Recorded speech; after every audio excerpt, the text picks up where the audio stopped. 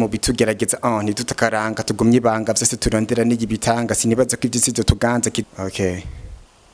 Seigneur, je te désire. Mon corps après toi soupire. Je désire ta présence pour que en toi je puisse encore me remplir de ton esprit. Et quand je prie, je suis fier parce que tu es ma lumière. Père, tu es mon repère et à chaque jour je vais écrire.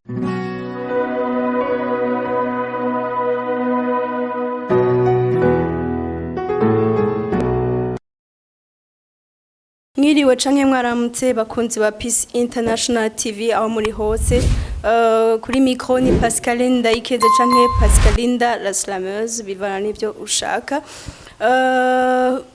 ukaba utaragira subscribe nashaka ndagutumire kugira ngo ugire subscribe ugire like na share kugira ngo ubandanye ukurikirana ibi biganiro byacu.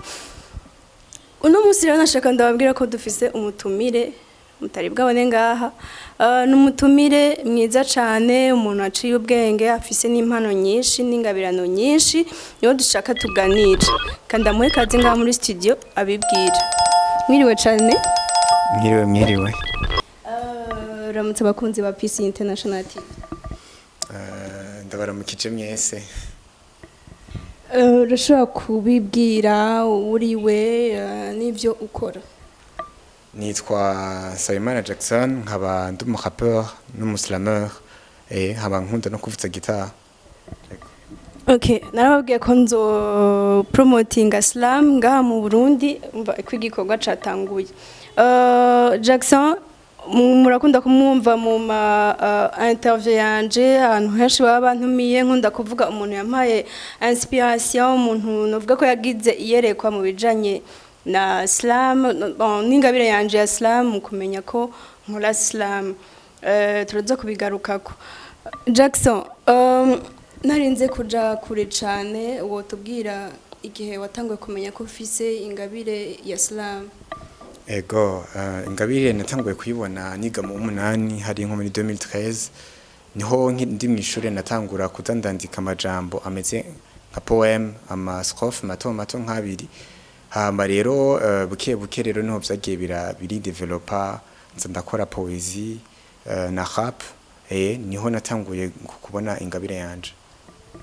Ego uravuze ko watanguye wandika ama poem ama strophe mato poesie ari amaterme menshi ugiye uracishamwo ari navyo bakunda kumbaza abantu benshi abajournaliste benshi muri my interview. Jackson udufashe gatoya abantu ariko baradukwirikirana batahure nimba aho bahariho itandukanirizo hagati ya slam na poesie. Ego rirahari nubwo atari rinini cyane. Poesie ni ya indi yatangura kera urumva aba poets barandika amajambo adasa nk'ayandi bakavuga ibintu ko abandi batabivuga ibintu bivuye ibyina mu mutima bafatiye ku bintu babona muri paysage canke donc bigaragara ibiti n'imisozi kubivuye ku mutima no ku bintu bagenda bariga mu kibano hanyuma bakagira ukuntu batora amajambo asosa kandi y'ibyina yo kubivuga. Hama byari bifise amategeko bigenda birakurikiza niho mu nyuma rero aba poets muri 18e siècle batanguye kuza bari revolution abaza bararondera kwidegemvya mu kwandika batenze gukoresha amategeko menshi. Aho rero niho tuza muri mu gihe cuba haje poésie moderne ariyo slam yo ushobora donc ari kuja imbere ukavuga amajambo ya majambo nyene avuye ibyina mu mutima atameze nk'uko abandi boyavuga ariko yitondewe kandi avuye ku mutima avuye ibyina yiyumviriwe ko cyane. Ego niyo tandukaniro rihari. Ego urakoze cyane abantu benshi barafise ibibazo kubijanye na slam. Ikindi kibazo Jackson strophe wavuze ngo ama strophe mato strophe niki? Strophe abari ifataniro y'imirongo nk'ibiri canke 3 canke 4 canke ishobora gushika nk'itanu yo muri poem donc ices rero niyo bita strophe ako kameze nk'aka paragraphe muga muri poésie baca kita strophe. ego tukiri muri slam nyene hariho umuntu usanga yanditse canke ariko aravuga ibintu kumva neza yuko bon birimwo ubwenge bwinshi ni message irikode menga biragoye gutahura hariho n'uwundi yandika ibintu ukumva neza ko byoroshe byumvikana message yoroshe gutahura shaka kukubaza eske umuntu wese mu kwandika ari libre arafise ingene yo kwandika bivanye nuko ashaka canke bivana na message ashaka gutanga kuri poeme hariho amategeko umuntu ateza gukurikiza nk'ubu hari ukuntu utezwa kubipanze na temps ikurikizwa ko usanga igomba kumera ico kimwe ku mapoeme hariho amategeko amwamwe donc kandi no uko kera abafaransa uko ibintu bitatahurika niko babona umenga umuntu arafise ubwenge rero kuri poezi jewe nize cyane ni zike z'abafaransa kwa nivyo bitabona nasomye byinshi bobo quand il s'agit ya poème donc kwandika poème birakenewe yuko nyene abari ibintu nyene biri dur bituma umuntu yumvira kure mugabo slam ni ikintu kiri libre haru n'uwari ko aratwigisha tubwira ati najya amajambo hajya umuntu mu munsi mukuru umuvyeyi afata ijambo akavuga nk'irya ni slam kuko ni ikintu kiba kivuye ku mutima aba ariko ari expose imbere y'abantu donc rero slam nta mategeko arimwo mugabo rero abantu bakunda kutugirisha ama formation tubwira yuko ni vyiza kwiha ama règle wewe ukurikiza kugira ngo icifata umurongo uryoshe kandi ishoboye no kuryoha gusumba ego ni vyiza ko umuntu wese iyo afise message ashaka gutanga au travers du slam ategerezwa kuba afise nubwo gute cadrage canke le public cible abantu ashaka kwiyo message yiwe donc ishikako hariho nk'usanga avuga ati jewe nshaka kwigisha cyane ibintu bijanye no guhindura ivyiyumviro na cyane jewe ndakunda ibintu bikaburira umuntu guhindura ingene abona ibintu sinzi ko nawe ari agasokre wowe ufise canke akantu wihefera ko iyo ufise message shaka gutanga donc kuvuga umuntu asomye texte yawe canke yamayumva umenga n'umuntu uri kurabwira wowe ubikora gute jewe kenshi nge natangura kwandika ama poème no kugira slam wanashima na rap vyose nari nkeneye ikintu cotuma kungene sohora ibiri ku mutima ivyiyumviro mfise navutse ndumwana wa nyuma muhira bisigura nari wa mwana adakunda kuvuga ko yanabanzi yuko icyumviro canje nikiza guhabwa agaciro rero no mwishuri asanga ndumwana atavuga gushika ngamo umunani slam rero kuri jewe nibwo buryo naronse bwo gushora kuvuga ikiri ku mutima kubera ico kiri ku mutima hari kicu usanga unagisangiye n'abandi bakumva umengo baritoye nabo kandi baratoye inzira yo gukora ibintu nimba uriko uravuga ibintu bibabaye bakumva yuko sibo bonyene bababaye hari abantu benshi bakora babazwa n'ibintu kanaka nimba ari ibintu byo kuryoherwa n'ibintu vy'impinduka ndabikunda cyane byo ku influence abantu kuri changement kanaka nanje nifuza mu buzima bwanje ego naho nkunda gufatira ego afatiye kuri ico kintu uvuze yuko wari umwana akunda kutavuga amajambo menshi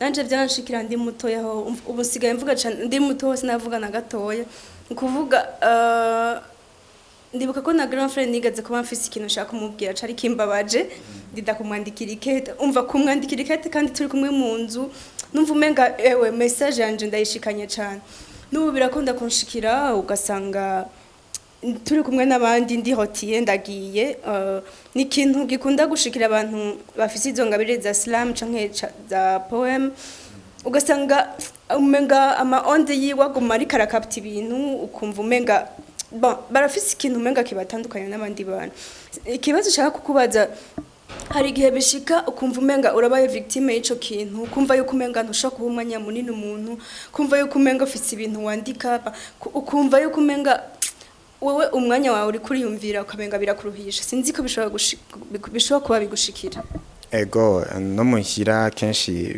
birabatera ubwoba kubera ndi umuntu kenshi ushaka kumubona aricaye ahantu ariko ariyumvira hama tukaba turi muri societe yo mu Burundi mu kibano iyo umuntu ariko ariyumvira bafise ingorane rero baca bambaza ati ufite ingorane yihe kumbe nta ngorane usanga mfise uca usanga nk'ubu ndiko ndiyumvira amajambo ingene no yatondeka ikintu yomarira abantu message mfise ku mutima ingene yoshikira abantu rero ndagutahura cyane kuri ico kintu kukuntu usanga hari ukuntu usanga turi different na kera niko byari bimeze wanashima hari epoque aba poets babita aba prophètes bari bameze nk'abantu babwira abantu ukuntu ibintu bikwiye kumera canke ikintu kazoza keza ukungene kuba byifuza bobo rero ndavyumva cyane igihe warakora avuga yuko hari nk'ikintu washaka kubwira mu mukuru wawe ukacumva mengo uwo kwandika ikete ni ibintu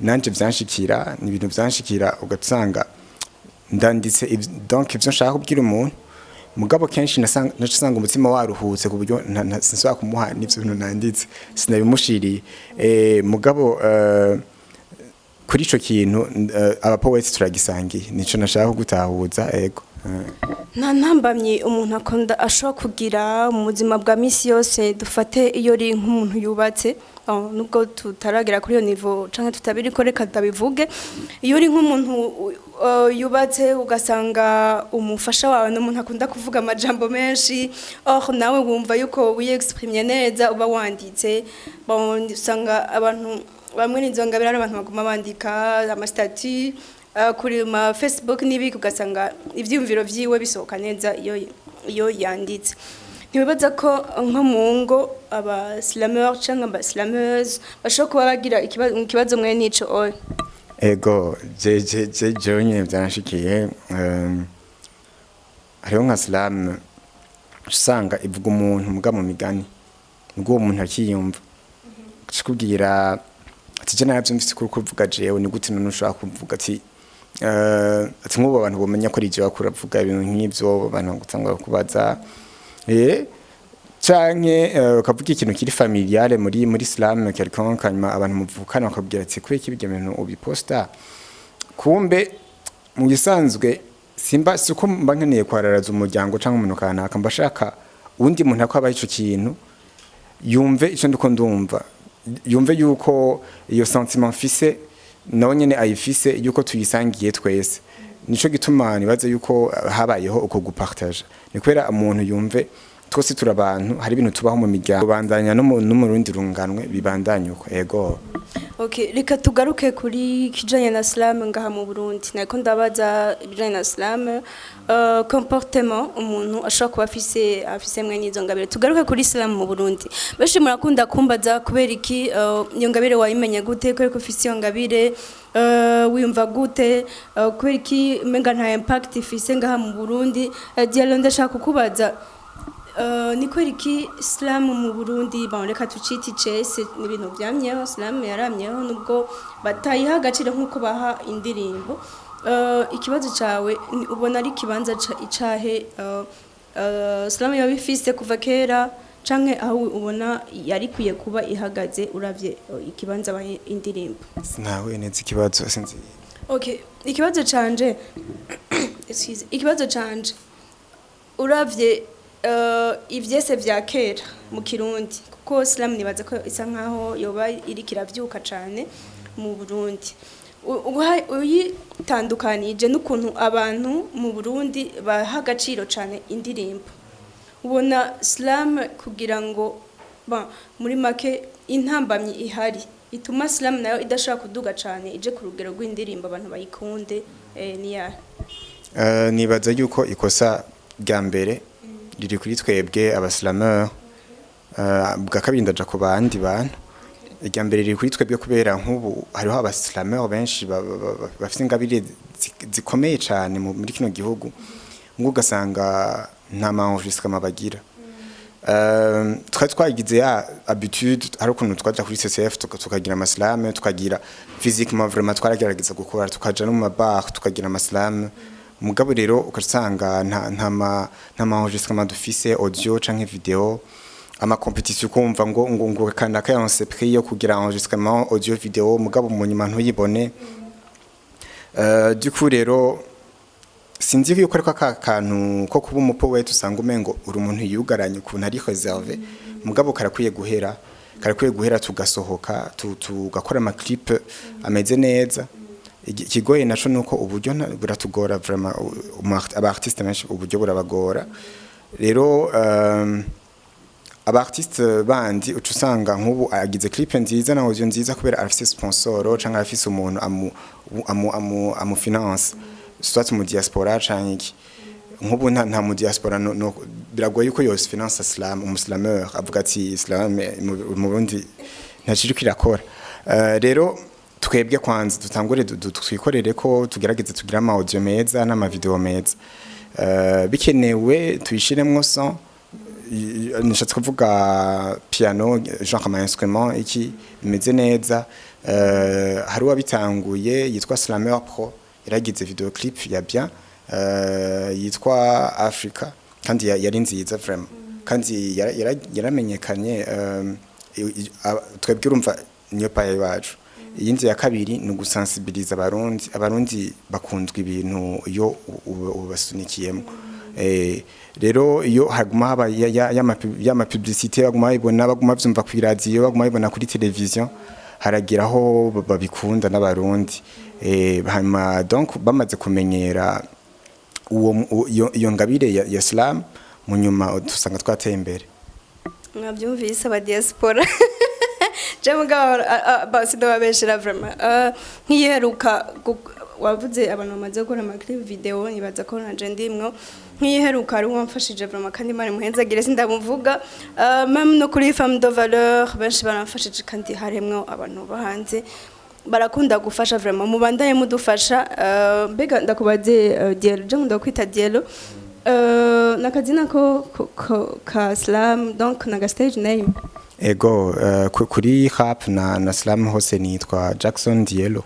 Ego Jackson, nkuko ari kuravuga yuko natwe dukeneye donc turakeneye gufashwa.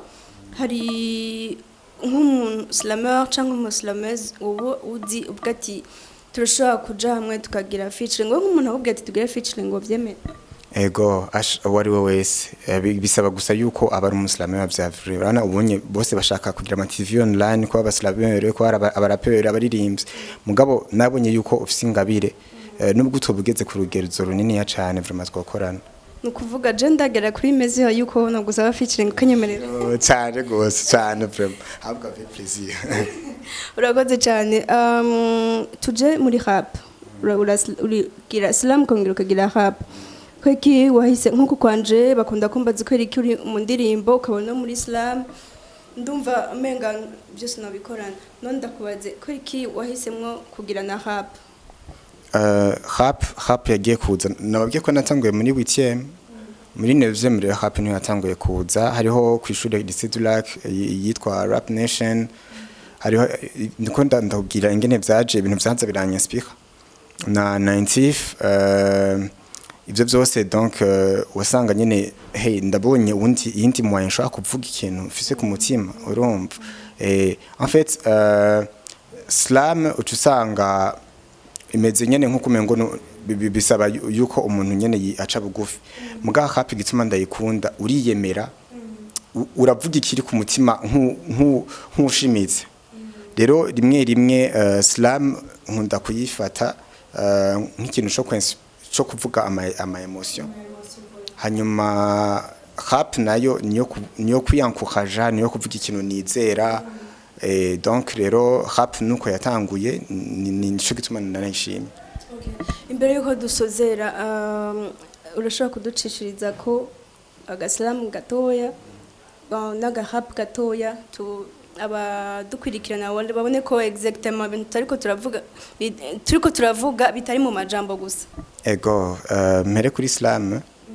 OK. Seigneur, je te désire. Mon corps après toi soupire. Je désire ta présence pour que en toi je puisse encore me remplir de ton esprit. Et quand je prie, je suis fier parce que tu es ma lumière.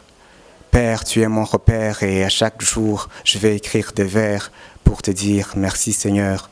Et quand je suis dans mes pleurs, tu es celui qui me réconforte. Je viens contempler ta splendeur parce que toi Seigneur, ta présence me rend fort. Wow. mvuga norira merci beaucoup kuri ako gasalamu cyane agasalamu ka gospel ndaryoha cyane ducishirize ko gatoya na ga rap. Okay. Akarap gatoya nyene. Yeah, ni wadushoboza ni wadukomeza ni wadufasha mu bitugerageza ntidutakaranga tugumye ibanga byose turondera n'igibitanga sinibaza ko ivyisi tuganza kizimibabaro n'ugo muganga. Oh yeah. Akunzi ba Peace International TV mwumvise ko ari ibintu biryoshe cyane mubandanye mu dushigikira impano iraryoshe cyane kandi irafasha ikiganiro kigarukiye ngaha mubandanye mudukwirikirana imana ibahezagire murakoze.